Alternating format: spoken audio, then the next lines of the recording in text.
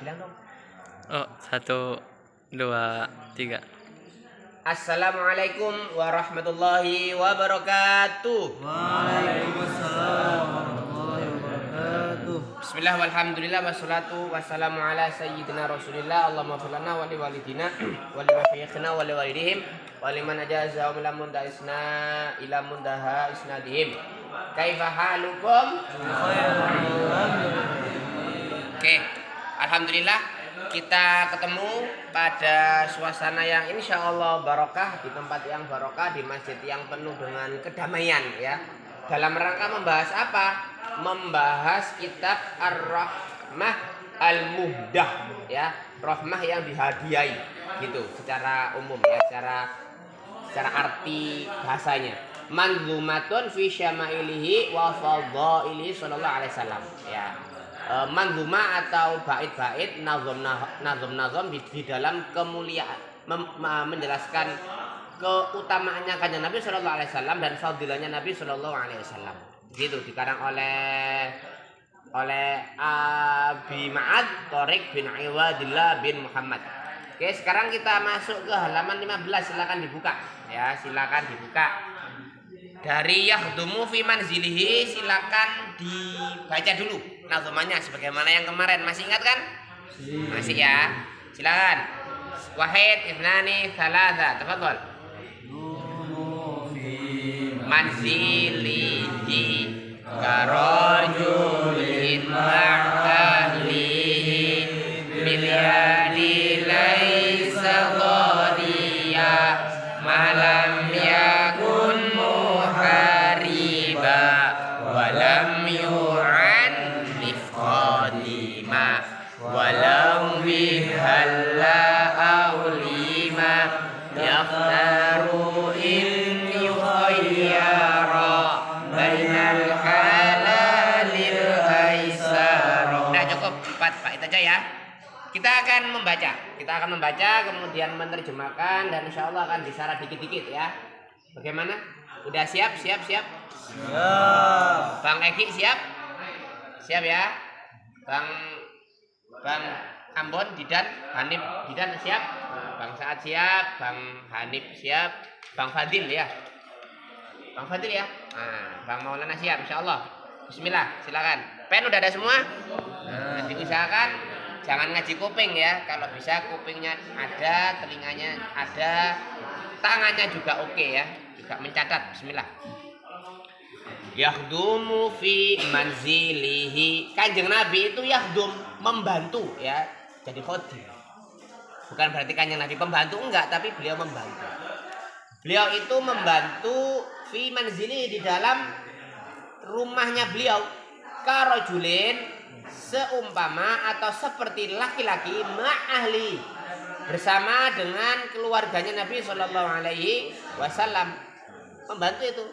Nah, kira-kira kitanya apakah seperti itu? Atau sayanya apakah seperti itu? Ya masih jauh kadang ya. Tapi kita belajar lah ya, belajar. Kalau istri lagi sakit ya jangan dibebani dengan kerjaan yang berat.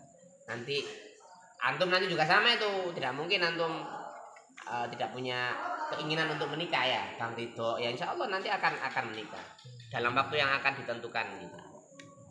Jadi kalau istrinya lagi sakit atau apa begitu, ya dibantulah. Nggak sakit pun dibantu ya, Kalau bisa nyapu ya nyapu, kalau enggak ya pas ngepelnya gitu. Nggak bisa masak maka ngupas bawangnya, atau semuanya dikerjakan istri tapi untuk nyuci kita, begitulah. Jangan, atau jemur, istri yang nyuci kita yang jemurin, atau istri yang nyuci dan jemur kita yang ngambilin, begitu. Jangan hanya cuman make, jangan hanya cuman makan gitu ya. Kanjeng Nabi seperti itu tuh. Bahkan ketika sandalnya beliau putus diperbaiki sendiri, ketika bajunya robek beliau jahit sendiri, begitu. Bukan berarti tidak boleh untuk nyuruh istri, untuk nyuruh anak atau pembantu, enggak. Tapi ya sebisa mungkin apa yang bisa kita kerjakan kita kerjakan. Bilyadi laisa dhariba malam yakun muhariba. Dengan tangan laisa dhariba. Kanjeng Nabi itu tidak pernah memukul dengan tangan. Kalau dibalik laisa dhariba bil yad. Ya kan, ini kan darurat nazam ya. Aslinya laisa dharibun bil yad. Atau enggak juga ya, laisa dhariban bener. Laisa tidaklah kanjeng Nabi dhariban itu seorang memukul bil yadi dengan tangannya. Jadi ini dibalik biar enak ininya. Lagunya. Dengan tangan kanjeng Nabi itu tidak pernah memukul. Saya alhamdulillah. Cuman itu tadi ya, ini harus kita kembangkan, dan ini otokritik buat saya ya, kritik ke dalam. Seorang istri itu tersakiti nggak hanya dengan tangan, ya. Bahkan yang lebih mengerikan itu istri itu atau siapa orang ya bisa tersakiti dan itu lebih dalam lagi lukanya dengan apa? Lidah tak bertulang, tapi kalau udah ngomong menyakitkan, nyelekit, sakitnya di sini. Susah itu sembuhnya itu. Susah. Bahkan sakit hati itu bisa diwariskan. Beda dengan ketika kita apa ya? Misalkan menyakiti dengan pisau atau apa gitu. Hatta misalkan putus tangannya musuh kita, putus misalnya. Maka luka ini nggak bisa diwariskan kepada anaknya. Tapi kalau sakit hati, meskipun kalau ya hati-hati lah, jangan sampai ya, ini hiperbolanya begitu. Tapi kalau sakit hati, misalkan seorang istri tersakiti hatinya oleh suaminya, maka itu sakit hatinya diwariskan kepada anak. Apalagi ketika istri kita hamil, mengandung anak kita, kemudian kita menyakiti secara lisan. Wow, nyaut, nyambung itu set. Anaknya akan tumbuh menjadi pribadi yang pendendam, pribadi yang ngambekan, pribadi yang memarah, pribadi yang enggak mudah untuk memaafkan. Kenapa? Karena sakit hati itu diwariskan. Ya ini otokritik buat saya, buat semua orang tua yang ada di sini. Jangan menyakiti istri dengan tangan, jangan menyakiti istri dengan mulut. Saya alhamdulillah tangan enggak, insyaallah enggak. Karena contoh ya. Tapi kalau dengan lisan ya banyak-banyak istighfar ya. Karena kita juga sebagai manusia banyak istighfar. Sampai pernikahan 10 tahun juga bukan berarti lempeng-lempeng wae, enggak, apalagi pernikahan bapak ibumu ya udah 20 tahun, ada yang lebih, ada yang kurang sih, ada yang lebih. Ya itu harus diingatkan kembali. Kanjeng Nabi itu bil yadi laisa dhariba, selama-lamanya kanjeng Nabi itu tidak pernah memukul. Malam yakun muharibah, selama beliau tidak dalam rangka berperang. Gitu. Jadi kanjeng Nabi itu keren. Dan para tentara itu secara umum juga seperti itu. Garangnya itu di luar rumah. Ketika di dalam rumah, sifat militernya itu ilangin gitu loh. Untuk mendidik anak, untuk mendidik istri, jangan. Kalau saya ini yang agak kadang kecampur ya, ini banyak istighfar. Macam-macam tempeleng kau. Kadang saya juga seperti itu, banyak istighfar. Karena tentara di luar itu di dalamnya juga harusnya lembut gitu loh. Nah, ini juga sayanya juga harus banyak ngempet. Tahu ngempet? Kayak orang kebelet diempet biar nggak pipis brojol gitu ya. Biar nggak mencret diempet. Jadi kita ya. Kanjeng Nabi itu luar biasa itu. Jangankan lisannya, tangannya, atau jangankan tangannya, lisannya, atau apa kebalik ya. Wis pokoknya lisan dan genggaman tangannya itu tidak pernah dialamatkan kepada orang yang salah. Itu Nabi Shallallahu Alaihi Wasallam, apalagi kepada keluarganya. Tapi jangan salah. Ketika perang, paten pinaten, bunuh-membunuh, ayo. Gitu. Daripada aku dibunuh, kau tak bunuh dulu. Gak apa-apa kau bisa membunuh aku, tapi mati dulu 5 lah minimal ya, atau 10 lah minimal. Baru aku mati. Gitu. Karena prinsip jihad kan begitu, bukan aku pengen jihad, aku pengen mati syahid, kemudian bunuh aku, ngawur itu. Semua orang Islam itu punya keinginan untuk mati syahid ketika imannya benar. Tapi yo nggak gampang-gampang lo membunuh aku begitu. Nanti ya. Kalau di suasana damai kayak di Indonesia tidak berlaku. Tapi kalau di Palestina itu wajib itu. fardu ain. Kemudian walam yu'annif khadimah, beliau enggak pernah yu'annif, mencela. Mencela itu ngumpat. Kemudian apa itu? Enggak seneng, enggak terima, memarahi, memaki. Kanjeng Nabi enggak pernah memaki khadimah, memaki pembantunya. Walau bil halla au lima, meskipun dengan halla. Halla itu apa? Secara umum begini, halla itu, loh, kamu enggak melakukan itu tah? Nyindir atau mungkin katakan pembantu kita begini. Karena saya enggak punya pembantu ya. Bagi yang punya pembantu ya, atau mungkin nanti antum kalau punya istri atau punya anak atau apa gitu. Loh, itu belum disapu kenapa sih? Nah ini nggak boleh. Ya ini juga saya terapin ini. Kalau saya emang tidak berani. Kalau rumah kotor aja udah. Paling kalau saya pas oke ya akan saya bersihkan. Kalau enggak ya ujung-ujungnya juga akan bersih kok. Perempuan tuh keren loh. Sifat dasar perempuan. Tapi kalau perempuannya baik ya. Makanya saya doakan antum dapat calon istri yang baik lah, amin ya. Tapi kalau perempuannya emang kotor-kotoran ya tetap aja. Kalau santrinya jorok ya, kalau udah menikah tetap aja jorok. Tapi secara umum enggak. Jadi perempuan itu peka sekali. Kemudian daya visual spasialnya tuh keren. Apal. Kalau kilang biasanya di sini atau ini biasanya di situ. Apal itu. Tapi kalau laki-laki tuh daya visual spasial kadang lemah dia.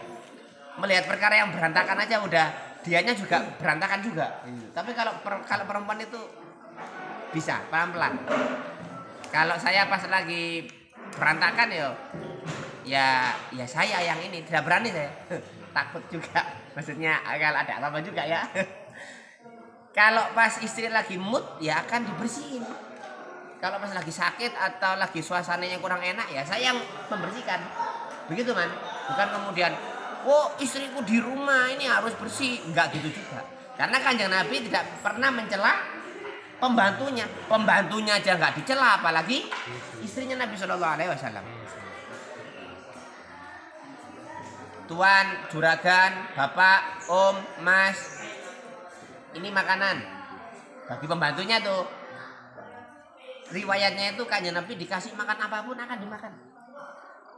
Kalaupun tidak suka ya entah dimakan sedikit atau ya sudah, ya dibiarin. Wallahu alam, itu riwayatnya saya belum terlalu paham. Yang jelas beliau tidak pernah mencela makanan, nggak pernah mencela yang membuat seasin apapun, sebagaimanapun. Lah terus bagaimana? Ya wes, diem aja. Beda ketika ada orang yang nyalahi agama Islam. Beliau keras tuh. Laqad kana fi Rasulillah uswatun hasanatun. Ada uswah hasanah. Uswah hasanahnya Kanjeng Nabi itu apa? Lemah lembut kepada orang muslim, tapi keras kepada orang kafir. Orang kafirnya hati-hati, tapi bukan orang kafir yang terbiasa bermuamalah dengan kita. Saudara, kalau saudara enggak ya? Barangkali ada saudara kafir atau tetangga kafir. Ya selama bermuamalah baik-baik ya jangan dimusuhi. Tapi kalau sudah menampakkan kebenciannya pada Islam, memfitnah Islam, ya kita harus keras. Sesuai dengan koridor di satu negara kita, tapi ya bukan kemudian keras akhirnya tak bunuh kayak ya kak juga ya, ini sensitif juga. Tapi kalau kepada orang muslim jangan lemah lembut gitu. Kurang satu. Yakhtaru ini ya, walau bihalla au lima. Dan meskipun mengatakan kamu kok enggak melakukan au lima atau kenapa 5? Kenapa kok enggak melakukan? Diam aja sudah. Terakhir. Yakhtaru in yukhayyara. Beliau memilih in yukhayyara jika beliau itu disuruh untuk milih gitu ya. Bainal halali, antara yang halal, al aisara, yang paling mudah. Nah, ini saya juga dapat ilmu yang luar biasa ini. Di usul fikih itu ada hukum-hukum itu yang Kanjeng Nabi disuruh milih. Terkait siwak. Kanjeng Nabi itu disuruh milih. Wallahu alam, ini di bab mana, di mana? Udah pernah dapat belum? Dari bab siwak ini kan, itu kan seandainya aku seandainya aku seandainya aku tidak takut umatku keberatan, maka akan kuwajibkan siwak itu. Karena kaulnya Kanjeng Nabi itu kan wa ma yantiqu 'anil hawa in wa ila wahyun yuha. Yang diomongin Kanjeng Nabi itu bukan hawa nafsu, tapi itu wahyu yang diturunkan sama Allah. Jadi kalau Kanjeng Nabi menetapkan sesuatu, oh ini sunnah, oh ini wajib, ya itu jadi hukum syara. Begitu ya.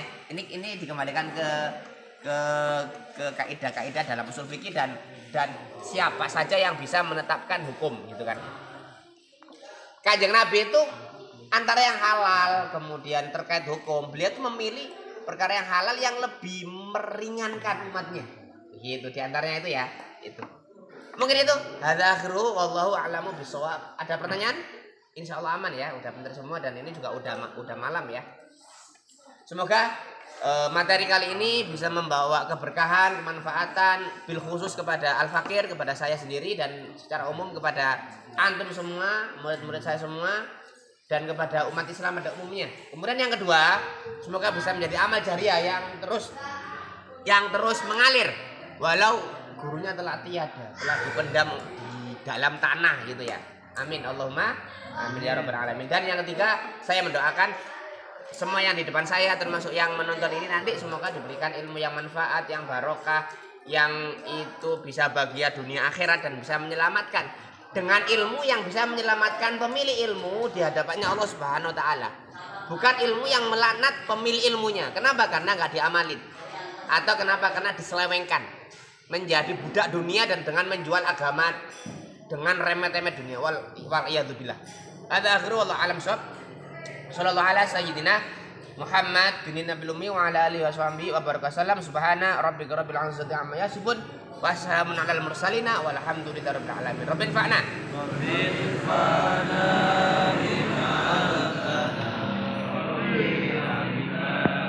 yanfa'una rabbi faqina wa faqi alana wa qarabatil lana fi dinina tawassalna bitalumi tawassalna bitarimi antarzuqana wasi'a wa antarzuqa amana. Wallahu a'lam.